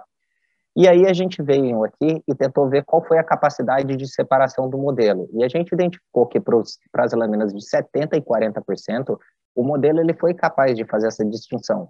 Porém, as classes de 100% e 130%, ele não foi capaz de fazer essa distinção. E a gente pesquisou bastante, analisando as imagens novamente, o que a gente conseguiu identificar? Como a gente está analisando com imagem termal e para a planta, ela não vai abrir o estômago mais ou fechar mais se a lâmina for superior à capacidade de campo, então o modelo acabou identificando as classes de 100 e 130 como sendo a mesma classe. Então a gente viu que ele não foi capaz de separar, mas por quê? Ele não foi capaz de realizar essa separação por causa desses dois indivíduos que a gente colocou aqui, tá? Isso aí é uma informação que a gente está utilizando agora, porque, como eu já disse anteriormente, esse trabalho ele ainda continua em desenvolvimento e a gente ainda está trabalhando em cima do refinamento dessas informações aqui, certo? Aí, aqui a gente tem a avaliação, a mesma avaliação, ela sendo feita, porém a gente fez a união de todas as imagens que a gente tinha, tanto as imagens de cana quanto as imagens de soja. E o que a gente identificou? Que a inserção de um maior número de exemplos para o treinamento da rede ajudou na capacidade de separação dessa rede, tá? E aí, o que a gente identifica aqui? A gente identifica que só esse cara aqui, que é a lâmina de 130%, ela foi identificada como não separável. Por quê? Pelo mesmo motivo que a gente já apresentou anteriormente. Ela não consegue distinguir uma soja com 100% da capacidade de campo de uma soja que estivesse a 130% da capacidade de campo. Então, essa informação ela se transformou num conhecimento que a gente sabe.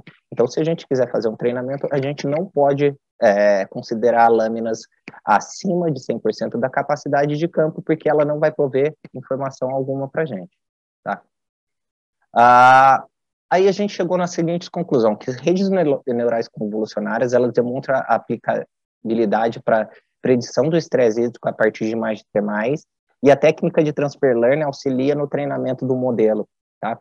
A substituição da avaliação do estresse hídrico pela utilização de redes neurais para um propósito demonstrou-se viável, tendo a proposta apresentado um acerto superior à avaliação humana. E outro fato interessante, tá? Os mesmos 30% que foram utilizados aqui em cima para validação do modelo foram as mesmas imagens que foram avaliadas por um especialista humano, tá? Uma outra informação que a gente coletou disso foi a redução do tempo. Enquanto a gente precisou de uma pessoa que já tinha bastante conhecimento na área realizando a avaliação por em torno de 6 a 8 horas, a gente precisou 29 dias para fazer a avaliação de em torno de 1.008 mensagens. Com o modelo, a gente foi capaz de fazer essa mesma avaliação em menos de 1 minuto. Ou seja, a gente caiu de 29 dias para 1 minuto da avaliação, tá? E esse trabalho, ele é um trabalho que a gente continua fazendo o desenvolvimento dele, e nessa segunda etapa, a gente está avaliando agora câmeras de melhor resolução, bem como a acoplação dessas câmeras avantes, veículos aéreos não tripulados, tá? Por quê? Pelo mesmo problema que o Jorge apresentou anteriormente. É inviável, mesmo com uma câmera, você colocar uma pessoa percorrendo toda a área, dependendo do local, ele é inviável até em meses, certo? E talvez a hora que o cara voltar com essa imagem para a gente processar, o agricultor ele já não pode mais tomar uma ação, tá? Então, a gente está extrapolando isso com a utilização de drone para que a gente consiga fazer tanto a captura das imagens que vão ser analisadas, quanto o processo de análise mais rápido, para a gente prover informação suficiente para que seja tomada a decisão. Uma coisa importante, a nossa proposta, ela não está visando a intervenção imediata. Ela, basicamente, ela vai dar uma sugestão, tá?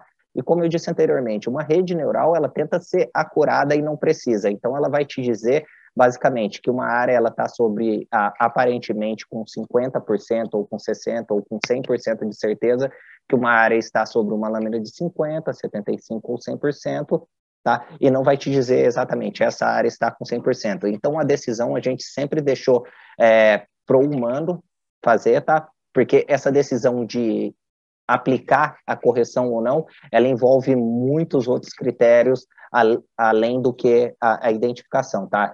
Critérios econômicos da ativação de um pivô e assim por diante. Bom, basicamente era isso que eu tinha para falar, pessoal. Muito obrigado. Excelente, Leonardo. Obrigado pela apresentação, parabéns também. Bom, pessoal, eu passo aqui já para a nossa segunda etapa, que seria as perguntas. Então, nós temos uma pergunta aqui do Evanilson, vou fazer a leitura dela, e vocês também estão tendo acesso, né? E já aproveito para deixar esse momento, esse espaço para os demais deixarem perguntas também. Pessoal, então, Evanilson desejou boa tarde, e conhecendo-se o padrão de imagem esperado para determinada condição de umidade do solo, é possível monitorar a eficiência de distribuição da lâmina de irrigação em áreas irrigadas por gotejamento subterrâneo? Então, deixa a pergunta em aberto. Se algum colega quiser fazer um comentário, fique à vontade. Trazer um exemplo.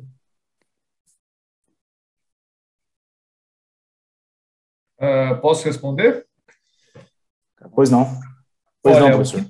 Nós temos hoje, eu tenho alguns projetos com algumas empresas parceiras que tratamos justamente do mapeamento de macro e micronutrientes no solo a partir da resposta da folha. A gente vem tendo um determinado sucesso, né, para estimar quantitativamente, então no sentido de regressão, tá?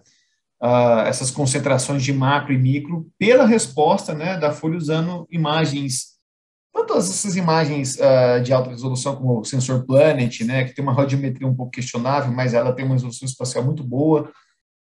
Já percebi que pelo Sentinel também dá, que é um sensor free, que tem uma radiometria maravilhosa, assim como...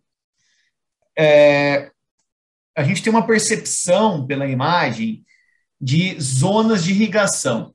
Eu posso dizer que seria possível estimar zonas irrigadas e não irrigadas e associar isso com alguma condição da vegetação. Em termos de concentração dessa irrigação, identificação da lâmina em classes, precisa de um treinamento bastante interessante, de vários pivôs, várias condições para a gente chegar numa resposta disso, né? Mas, veja, a vegetação, a folha, ela responde o que está acontecendo no solo em termos de macronutrientes. Eu tenho um chute que vai responder o que está acontecendo em termos de irrigação, tá? É difícil, eu nunca vi um trabalho desse, que a gente consiga estimar a concentração ou até mesmo classificar tipo de lâmina. Numa outra vertente, tem alguns trabalhos que utilizam rede neural e eles fazem também a análise do bulbo, tá? Do bulbo molhado, ou seja, você faz a coleta das imagens dos bulbos molhados, tá? E depois ele faria uma classificação para você em cima dessa área desse bulbo molhado. Pelo que eu entendi, a pergunta seria se com uma imagem seria possível determinar o padrão. Deixa eu voltar aqui na pergunta. Mas monitorar aí, a eficiência Leonardo, da distribuição. É mais proximal, né? O que você está falando, né? Uma imagem proximal, né? Sim, não orbital. Não ortogonal, porque claro. aí a gente volta na limitação do satélite, né? Que o César apresentou. Para você conseguir fazer isso, você teria até satélites que chegam a 3 metros, mas o custo da imagem seria inviável para você fazer. Talvez o custo da imagem seria mais caro do que a perda que você está tendo. Então, possível, eu acredito que sim, mas talvez não seja tão baixo custo e com tão pouco esforço, né? É o que eu vejo. Bom, só deixar um comentário em relação a essa pergunta também, né? Acho que a pergunta do Evanilson foi bem providencial, porque para as áreas irrigadas por pivô central, nós já temos produtos, as empresas entregam isso, e pelo formato da distribuição de água é facilmente identificável essa variação, né? Uma possível obstrução. No gotejamento subterrâneo é um pouco mais complexo, não é impossível, função do que foi apresentado aqui, nós temos chances de, num curto espaço de tempo, ter isso disponível para os produtores. A nível de pesquisa, conhecendo outras variáveis, é possível isolar e identificar esse efeito. Um exemplo é o trabalho que o próprio George trouxe, do potencial hídrico foliar, que teve uma correlação com lâminas de irrigação. Então, nós simulamos diferentes lâminas de irrigação na cultura do café e observamos, a nível da vegetação, um potencial hídrico foliar diferente. Okay? Então, a resposta do vegetal ela pode ser tomada a nível in situ também de forma orbital, como foi abordada pelos dois. Também nós fizemos trabalho, acho que o Jefferson Costa deve estar nos acompanhando, né? Trabalho a nível também de ambiente protegido, que ele fez essa tomada de informações de temperatura com esse mesmo termômetro aí, Leonardo, de infravermelho, tá? E ele também conseguiu observar boas relações com diferentes lâminas de irrigação. Então, é um caminho interessante, às vezes até associar com outras informações, né, de solo, por exemplo, um trabalho com CAD, acho que o Jorge pode comentar, se tiver tempo, daqui um pouco uma outra pesquisa que nós desenvolvemos, né, conhecendo essa variabilidade da capacidade de armazenamento de água no solo. Tá? Então, encerro o meu comentário sobre essa pergunta do Evanilson. Mais algum comentário? Não? Nós temos mais uma pergunta do Robson, que pergunta o seguinte: como está o estado da arte sobre a ETA por assessoramento remoto em escala diária? Essa para mim. Pois não, e pensei em você mesmo. Fica à vontade, César. Acho que eu até sei que Robson é esse, que não colocou. Deve ser o Robson Argolo.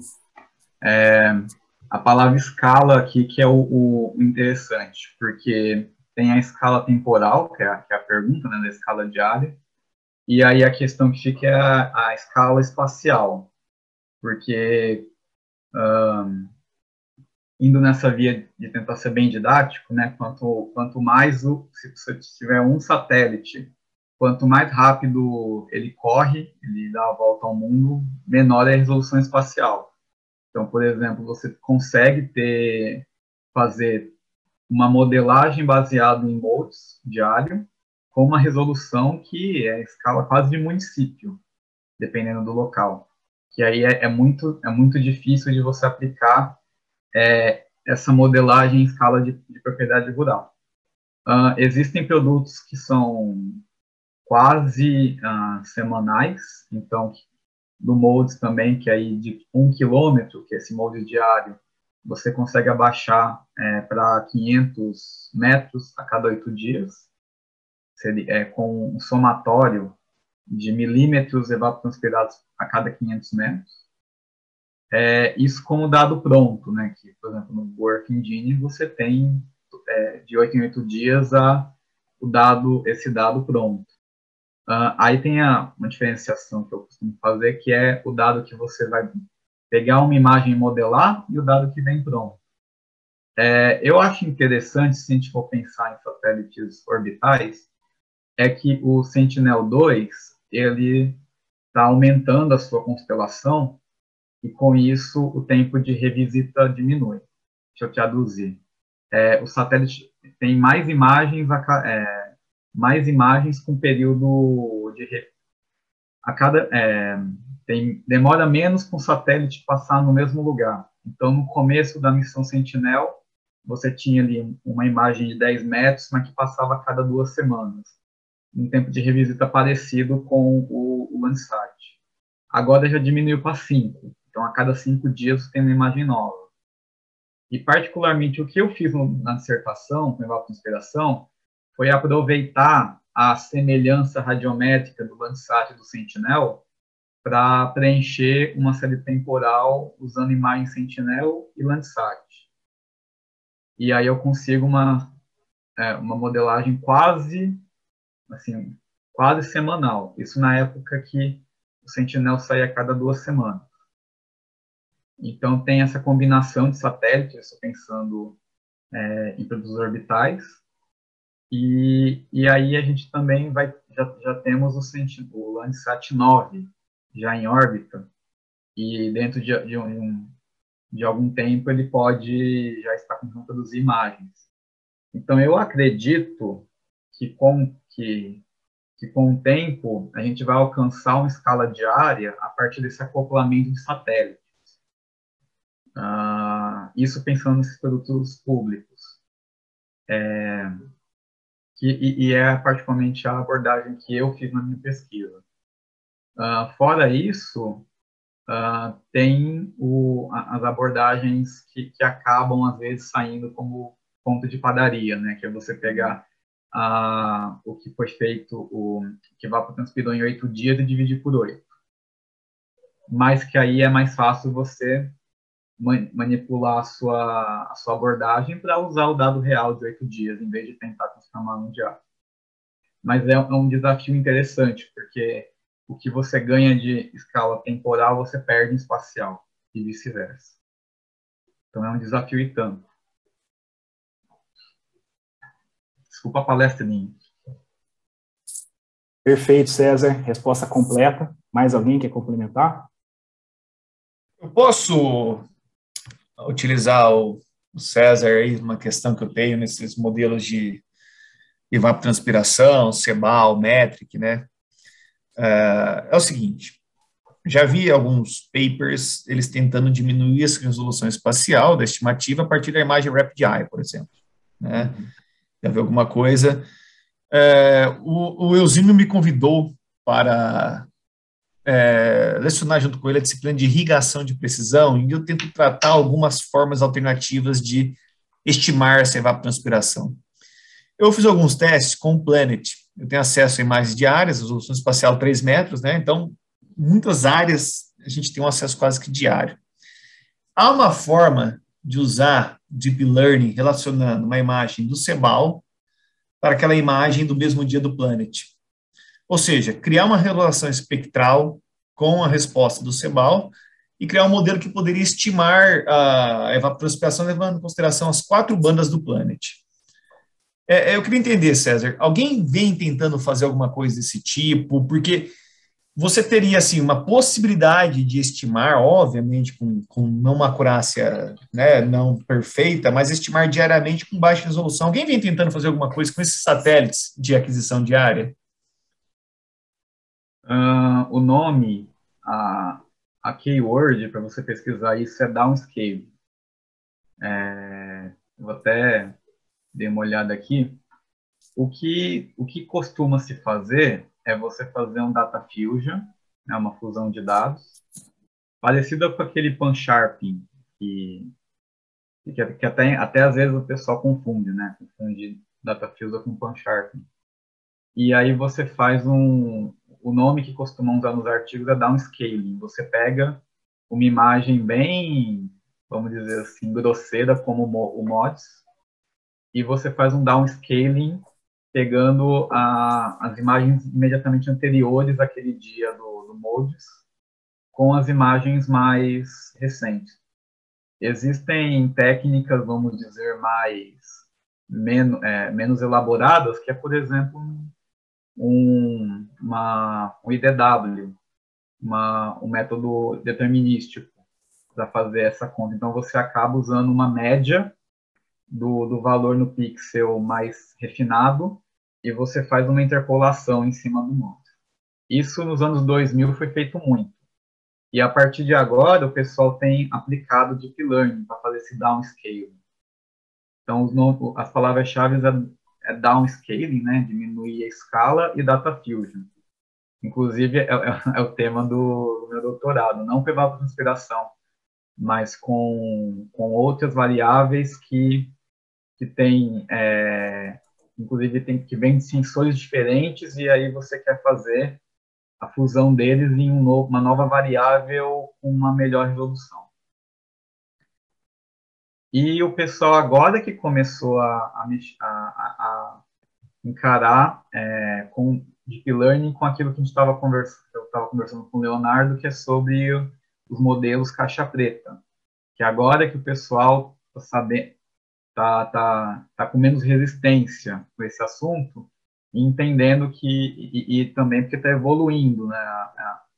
Está ficando menos caixa preta em vários sentidos, porque o pessoal também aplicava já a estatística para ser um intermediário. Não é determinístico, mas também não é tão caixa preta.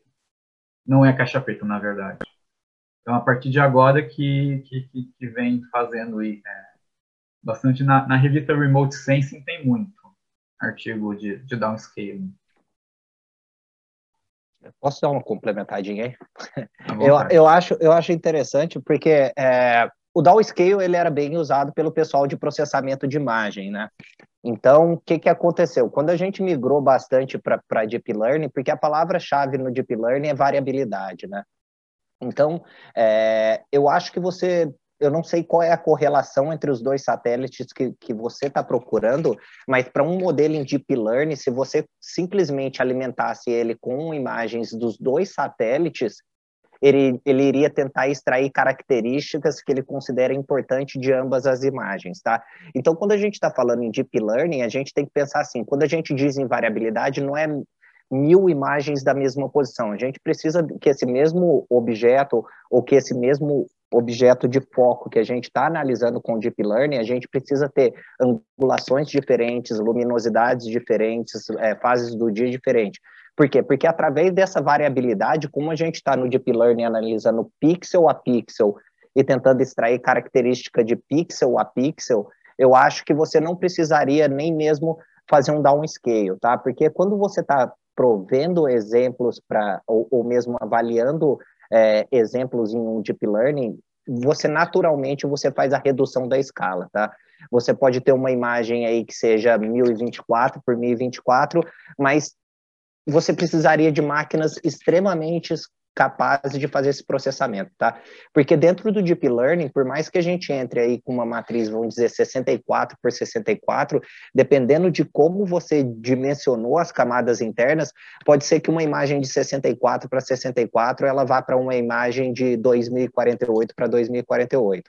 Tá? Porque a gente vai fazendo recorte dessas imagens e tentando fazer pixel a pixel por área de interesse da imagem, determinar características naquela imagem. Então, se você estivesse usando um Deep Learning, apesar de você depois ter que tentar justificar como está essa caixa preta dentro, que seria a parte mais difícil aí que eu vejo, Jorge, eu acho que para ele não seria uma desvantagem, mas sim uma vantagem para o Deep Learning. Você está falando assim, ó, esse mesmo satélite me dá essa informação, só que com essas características, e esse outro satélite me dá essas informações, só que com essa característica. Então, durante o seu processo de treinamento, ele tentaria extrair das imagens de ambos os satélites o que ele julga ser mais importante para a identificação da imagem e faria um modelo final que seria a composição do que ele encontrou nas imagens provenientes de ambos os satélites. Sim, não, perfeito. E eu fiz basicamente isso. O que eu fiz foi compatibilizar as resoluções espaciais dos dois satélites, casar pixel com pixel, e falar, olha, essa resposta aqui que o CBAM aplicado aqui na imagem Landsat vai me dar de evapotranspiração, eu tenho essas características aqui no Planet. E joguei e o software que eu usei foi o ECA. Conhece o ECA?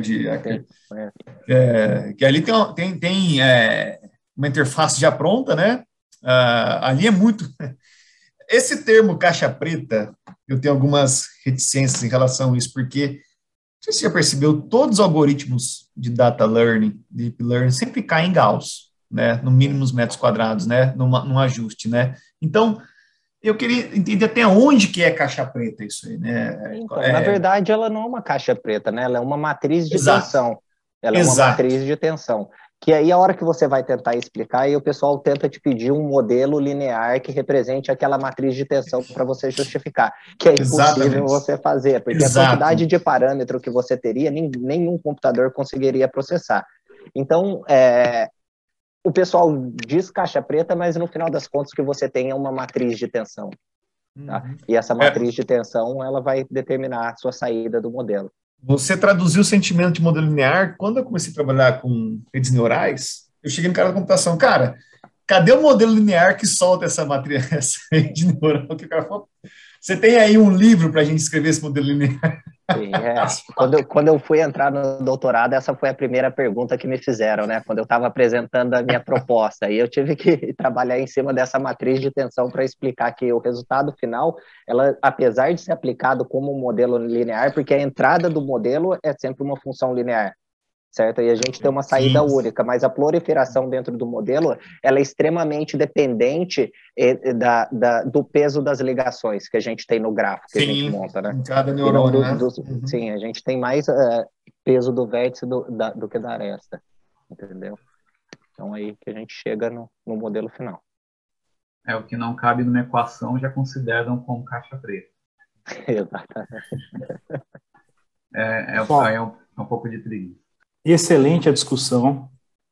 E o César foi bem direto aí na resposta para o Robson, né, mostrando que nós temos disponível hoje, está acessível, e com a pergunta do George, né, com a pergunta do Deluca, a gente conseguir com mais profundidade e tentar mesclar informações e trazer algo mais preciso aí, né, com a resolução mais palpável para quem está pensando no manejo da irrigação, né.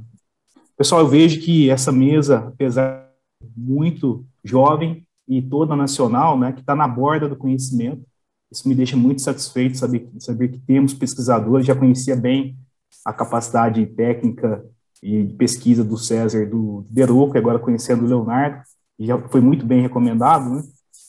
Nós aqui no Brasil estamos bem servidos, temos outras mesas que têm um pouco dessa temática, a temática do sensoramento remoto aplicado à agricultura irrigada, mas tenho certeza que quem está nos acompanhando está sendo abrilhantado aí com um ótimo conteúdo.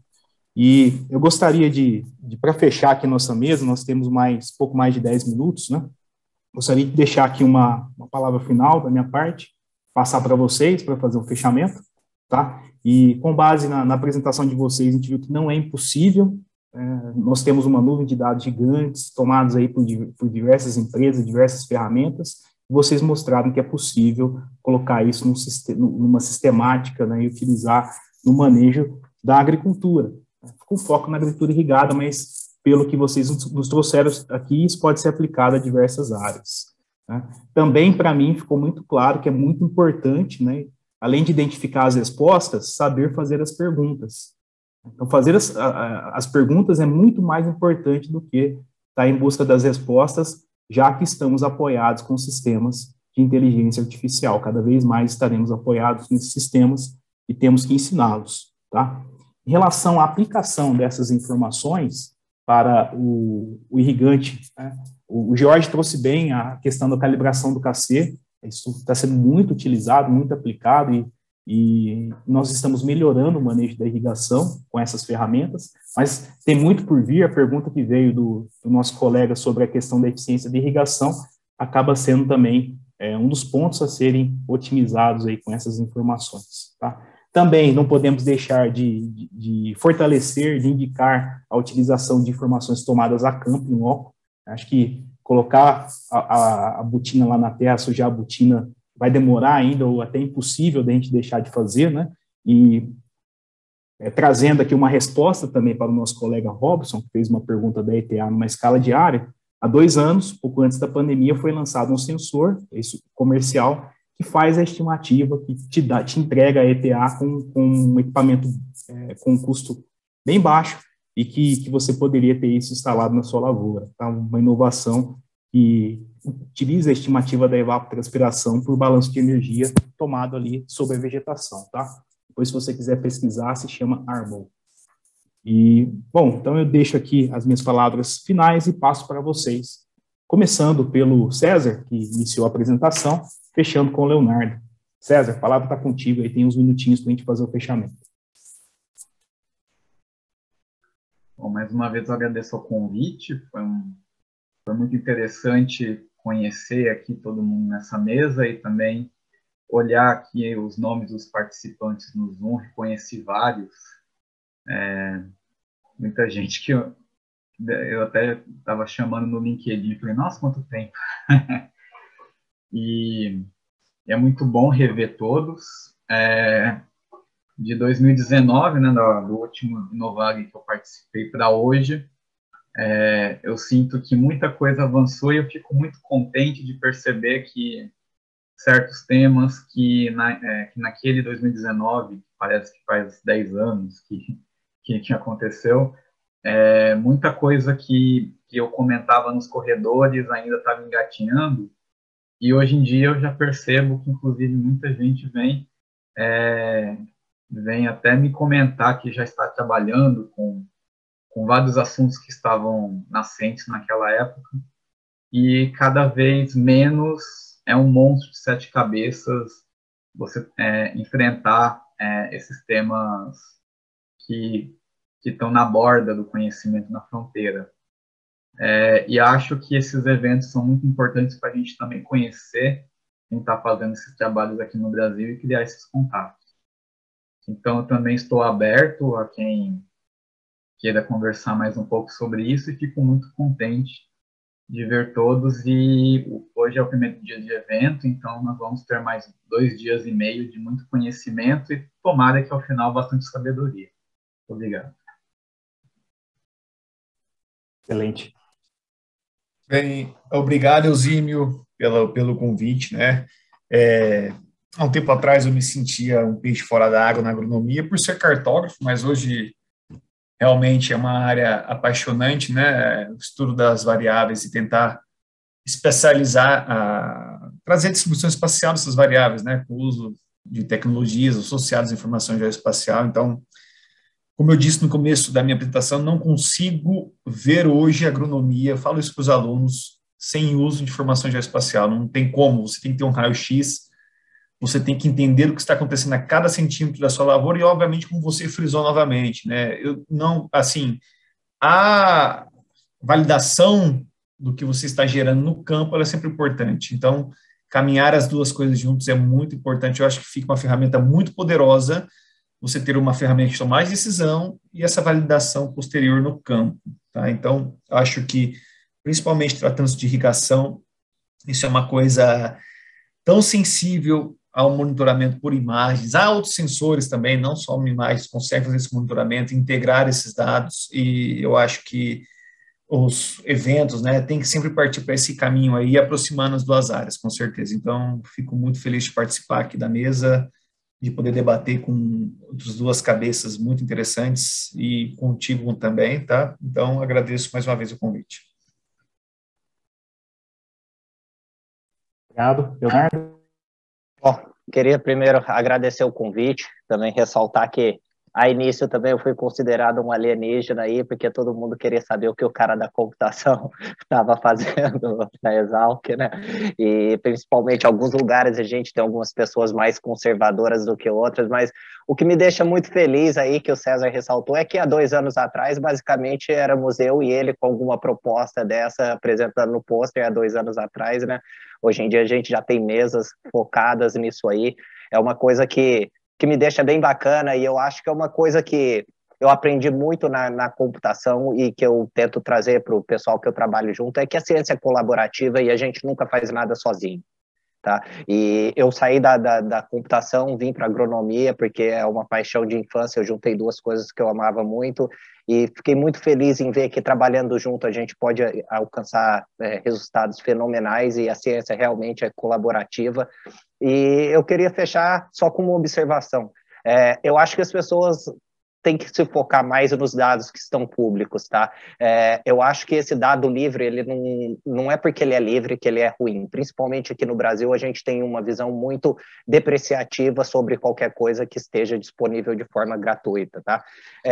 Hoje, com ferramentas computacionais, como o César mostrou, como o Jorge mostrou, a gente consegue tratar essas imagens, a gente consegue unir essas imagens, refinar essas imagens e extrair informação muito importante que era desperdiçada na área de agrárias. Então, eu acho que antes de você ir gastar muito dinheiro e pensar que você precisa investir muito, tenta dar uma olhada no que tem disponível para você, ver o que dá para você fazer, porque tem muito ouro embaixo dessa terra que a gente vê na superfície. Então, eu acho que se foca aí no que é livre, se foca no que é gratuito, porque muitas vezes você tem muito software livre que ele exorbitantemente melhor do que alguns software pagos, tá? Não vou entrar em nomes aqui, mas eu acho que é essa mensagem que eu deixo aí. Tentem, antes de jogar o pano, ver se não tem alguma coisa de acesso gratuito que vocês podem usar, tanto com relação a dados quanto software. E outra coisa também que vem proliferando bastante nesses últimos 3 anos são repositórios de dados disponíveis.